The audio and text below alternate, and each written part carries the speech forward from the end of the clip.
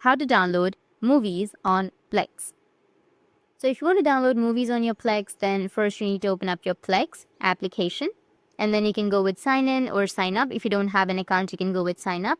Or if you want to sign in, or if you already have an account, then you need to go with sign in. Now, once you've signed into your Plex, you will have this kind of interface, right? So if you want to download movies, then what you need to do is select a movie. Like, for example, I'll go with, after selecting the movie, you can just simply tap on watch now if you want to watch it now. And in order to download this, what you need to do is you need to have the active Plex. So you can go back, and from your home screen, you may have the three dots on the top right, or just simply go with your profile. And from your profile, you need to make sure that you have a premium plan, which is Active Plus. If you have the Active Plus, then you'll be able to download. If you don't have the Active Plus, you won't be able to download it.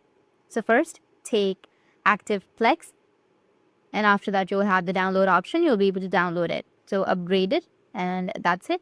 And if you have any questions, feel free to comment below. Thanks for watching.